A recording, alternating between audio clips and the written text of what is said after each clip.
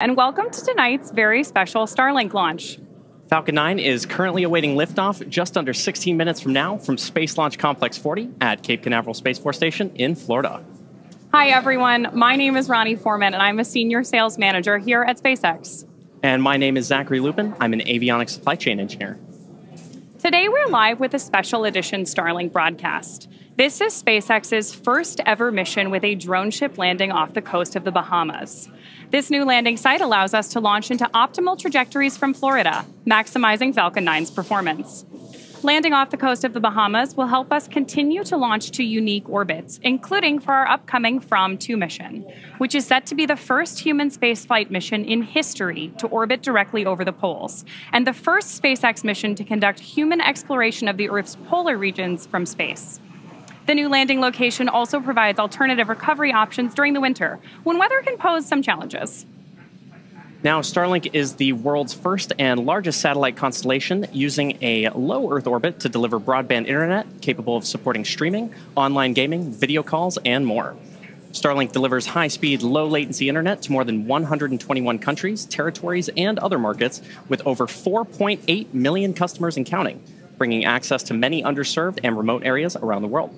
Now, today's mission is our 15th Starlink launch of the year, and will deliver 23 satellites to our ever-growing constellation. This launch also marks SpaceX's 449th overall Falcon launch and 21st Falcon launch of 2025. Which is wild.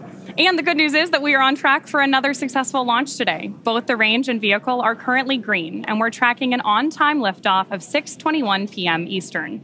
But if for any reason we are unable to launch today, we do have a backup opportunity available tomorrow at around the same time. Today, we are tracking less than a 5% chance of violation at our target T0 time. So while our countdown continues, let's meet today's Falcon 9 rocket. Now, Falcon 9 is a two-stage rocket known for its safe, reliable, and cost-effective access to space. It's also the first and currently the only orbital-class rocket that's capable of reflight. Now, starting at the very top of the vehicle is the payload fairing, which is a protective shell that encases the payload or satellite that's being sent to space. Those fairings are made of a carbon composite material and have a 17-foot diameter, which creates the space to accommodate your average-sized fire truck. Now, the fairing, made up of two halves, will separate and jettison away from the vehicle, exposing the payload once Falcon 9 reaches the vacuum of space. And both payload fairing halves supporting tonight's mission are flight-proven, with one half flying for its 22nd time and the other flying for its 14th. Continuing down the vehicle, we have the second stage. The second stage is powered by a single Merlin vacuum engine, or MVAC for short, which is optimized to perform in the vacuum of space. After stage separation, the MVAC engine will ignite and carry today's payloads to their final orbit. The second stage is connected to Falcon 9 the Falcon 9 first stage by the black composite inner stage, which houses the MVAC engine and the system that decouples the two stages during stage separation. And below that is the first stage, which is powered by 9 Merlin engines. Those 9 Merlin engines provide the initial thrust to lift Falcon 9 off of the ground through the lower, thicker portion of the atmosphere. And there are 8 engines arranged around one center engine, and all of them are collectively held together in place by a structure that we call the octaweb. Now, each of these Merlin 1D engines delivers about 190,000 pounds of thrust at sea level, which gives Falcon 9 a combined 1.7 million pounds of thrust at liftoff. After stage separation, stage 1, which we'll also call the booster today, will return to Earth for recovery and reuse on a future mission, using a combination of those Merlin sea-level engines and the 4 titanium grid fins located near the top of the booster, which will guide the vehicle during its re-entry and landing. The Falcon 9's first stage is also equipped with 4 landing legs that deploy just before landing and allow for that vertical touchdown on a drone ship or landing pad. And for today's mission, we've got live views from our drone ship, Just Read the Instructions, which is currently stationed off the coast of the Bahamas near a district known as the Exumas, a group of over 365 islands and keys. Now, both the weather and the vehicle continue to look good for today's launch. During re-entry, when the booster slows down from supersonic speeds, people in the immediate area may hear a brief double clap of thunder-like sound, known as a sonic boom. Similar sonic booms like this were heard during the return and landing of NASA's space shuttle, and famously occur following a Falcon Heavy launch when 2 boosters return at the same time to the launch site in Cape Canaveral. Now, sonic booms like these are one of the hallmarks of reusable systems like Falcon. Here's what some of those booster returns have looked and sounded like on previous missions. I know a lot of people will be excited when they hear the sonic boom. And these are going to provide quite a show because you're going to hear those sonic booms.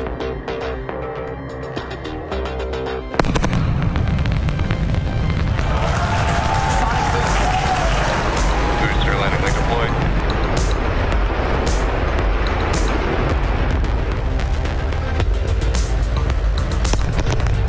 That sonic boom is great for us. That thunderclap broke the sound barrier.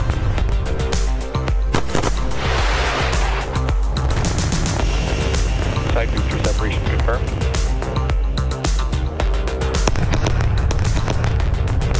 Just heard the two sonic booms here in the room. Booster landing confirmed.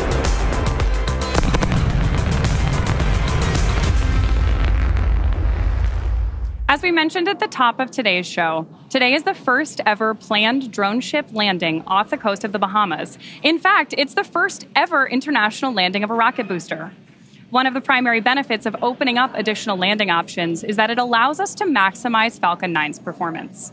Now, SpaceX worked with the Bahamian government to establish the new landing profile for this mission, and they took into account Falcon 9's unprecedented launch cadence, safety, and reliability, and were all crucial elements in helping to establish this new landing zone for Falcon.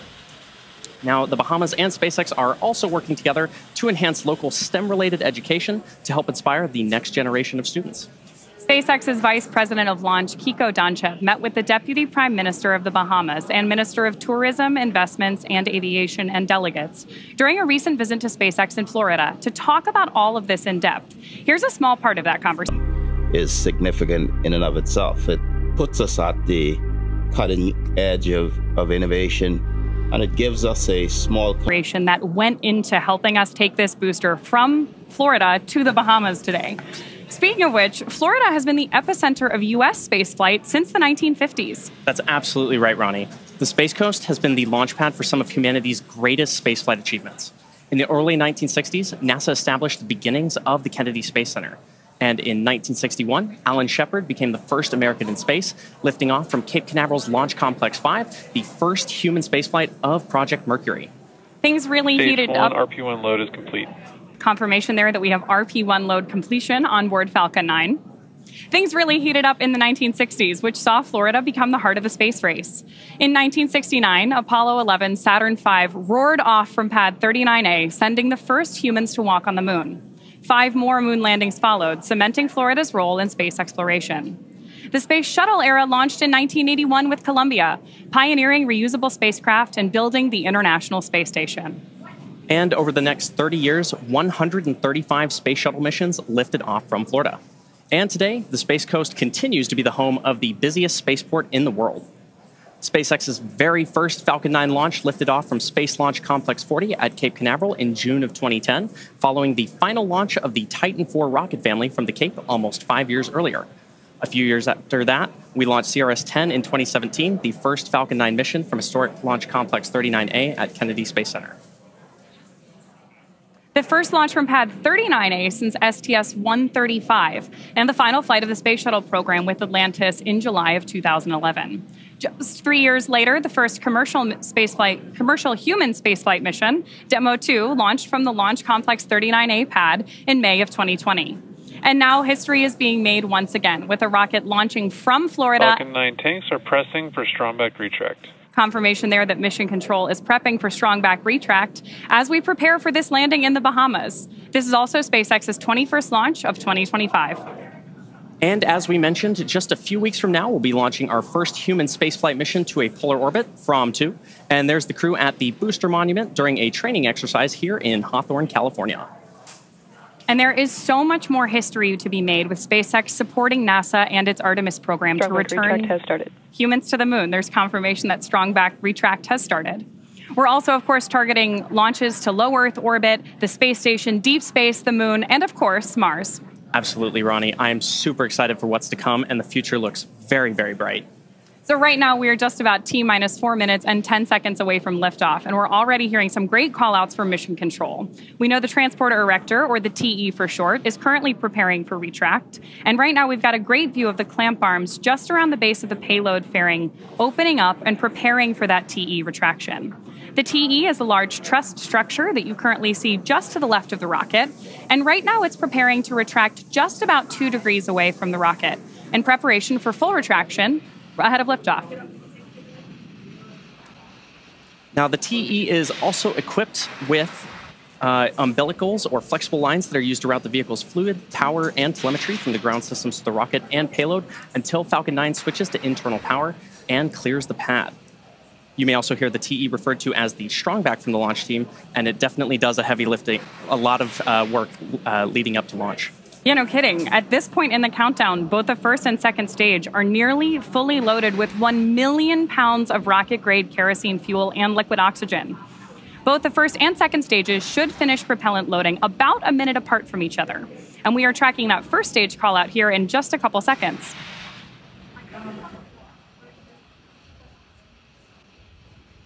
Now, as you may have noticed, there are white clouds forming around the vehicle, and those clouds are comprised of the chilled gas above the LOX tank that gets vented overboard. Stage 1 LOX load is complete. And there's that call out for stage LOX loading complete on the first stage. So those white clouds come from the LOX gas that gets vented overboard to maintain pressure in the tanks as needed.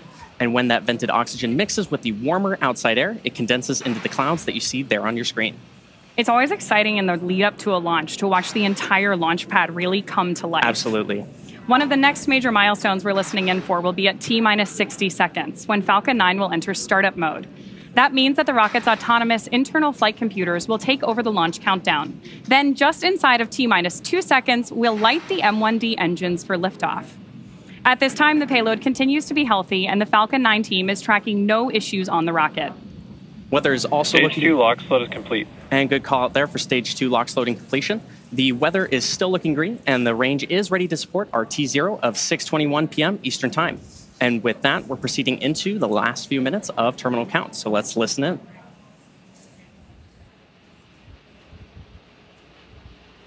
One of the next visual milestones we're likely to see is going to be the TE LOX line venting. It actually looks like it may have started there on your screen because we're seeing those white clouds of liquid oxygen start to form around the vehicle and get a little bit bigger. Of course, this is totally normal and something that we count on as part of our gas closeouts, which we just heard announced by Mission Control. Now, coming up in just about 20 seconds from now, we should hear that call out for Falcon 9 being in startup, which will mean the vehicle's flight computers will have taken over the launch count. And at the T-minus 45 second mark, we should hear the launch director give that final go, no-go for launch.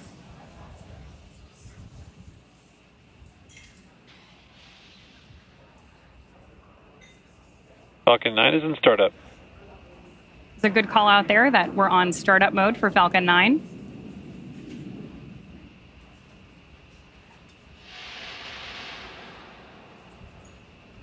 Launch director, go for launch.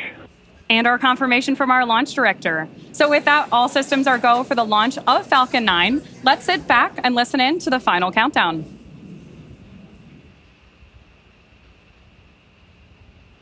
T-minus 30 seconds.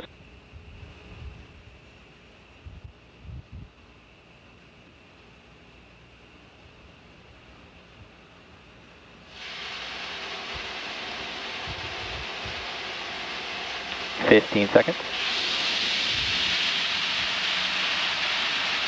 T-minus 10, 9, 8, 7, 6, 5, 4, 3, 2, 1. Ignition, engines full power, and liftoff. Go Falcon, go Starlink.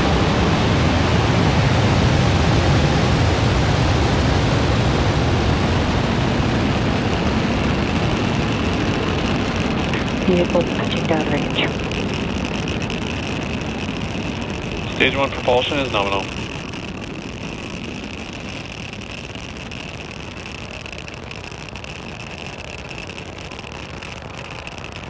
At T-plus 30 seconds and counting, Falcon 9 has successfully lifted off from Space Launch Complex 40 at Cape Canaveral Space Force Station.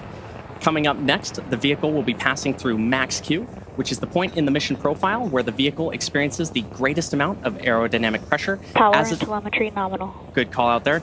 As it ascends through the Earth's atmosphere. We should be hearing that call out for max Q in just about 15 seconds from now. Mach 1. And another good call out there. Max Q is, of course, a critical milestone for us here at SpaceX because it is that period of maximum aerodynamic pressure on the rocket during ascent. Max Q. And confirmation that we've made it through.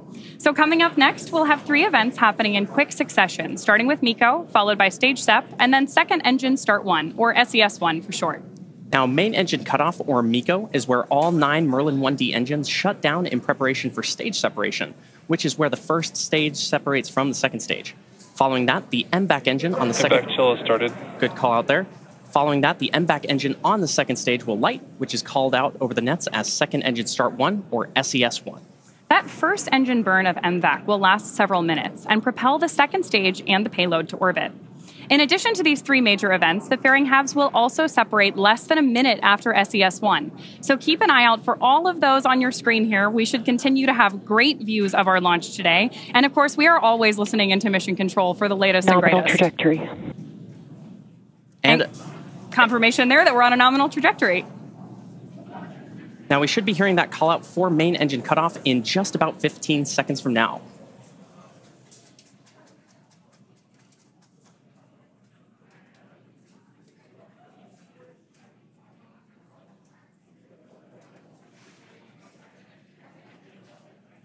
Main engine cutoff.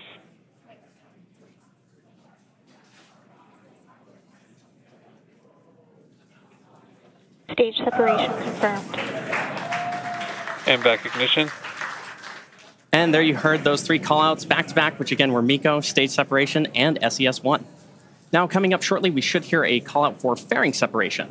And as mentioned earlier, both payload fairing halves supporting tonight's mission are flight proven, with one half flying for its 22nd time and the other flying for its 14th. Should hear that callout any moment now.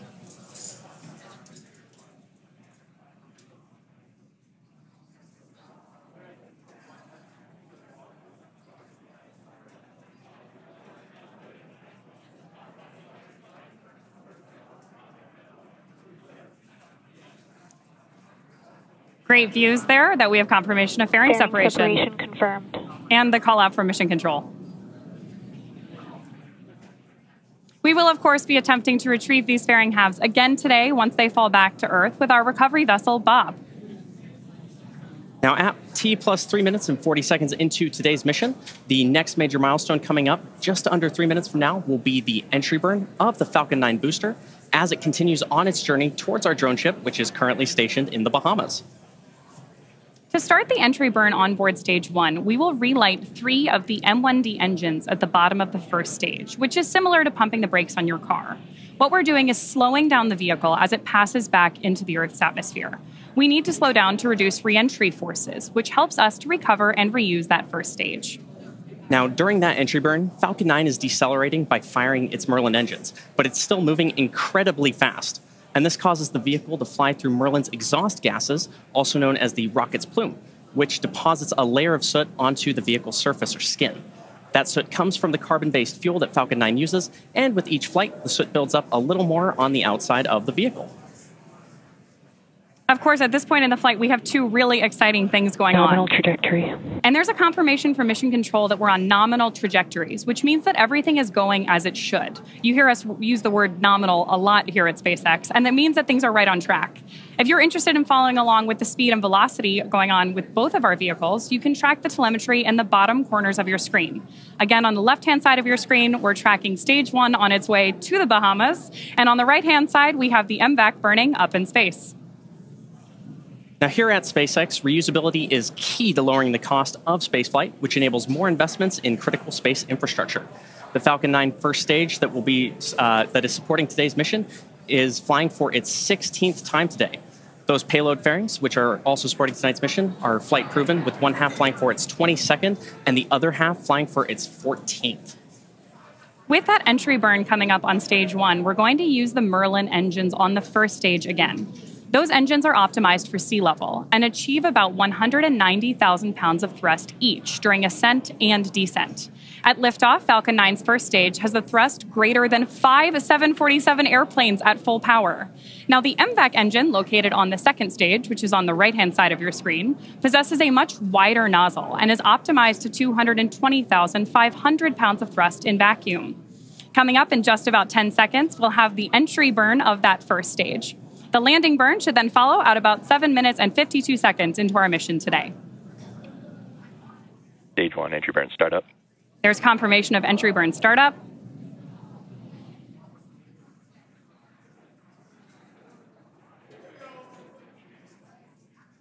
Expecting out 10 more seconds on this burn.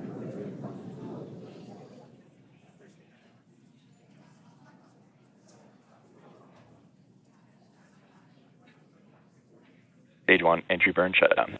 And confirmation of shutdown. And we are already getting some great views on your screen there, and we are hoping that all of you joining us from the ground in the Exumas are going to have a great view. Continue on a nominal trajectory.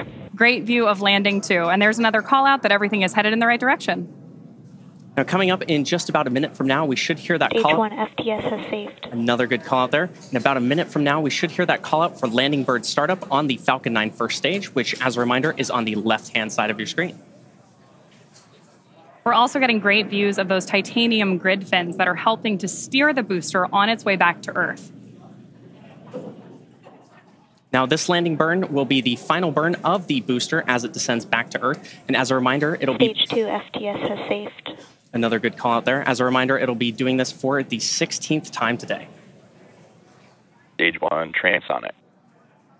And good call out there that stage 1, the booster on the left-hand side of your screen, is now transonic. Now, coming up in just about 20 seconds, we should see that landing bird startup on the first stage. And just in case you are just joining us today, this is particularly exciting because this is about to be the first international landing of a first stage booster.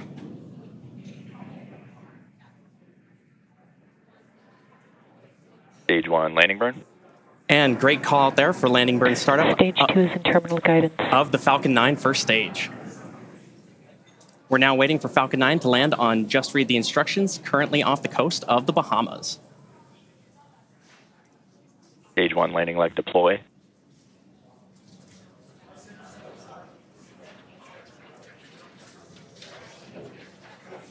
Stage 1, landing confirmed. And there you heard that call out for successful landing of our Falcon 9 rocket, and you can hear the cheering behind me.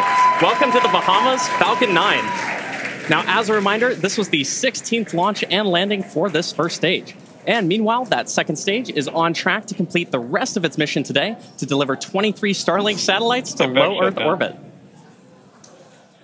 That will bring to a close our coverage of SpaceX's 21st launch of the year and 234th Starlink mission to date. Today's launch will further increase Starlink's capacity to deliver high-speed, low-latency connectivity across the globe. Streaming, video calls, online gaming, remote working, and more are now possible in even the most remote locations, thanks to the world's most advanced internet system. And we're excited to continue working with the Bahamian government on this mutually beneficial partnership, and we look forward to many more drone ship landings off the coast of the Bahamas for Falcon. To learn more about Starlink, visit starlink.com. And if you're interested in even more launch coverage, be sure to check out spacex.com/launches and follow us at SpaceX on X for the most up-to-date information. We want to thank the Bahamian government for their partnership. We also want to thank the Eastern Range and the Federal Aviation Administration for their support. And of course, thank you to our viewers for tuning in. We'll see you again real soon.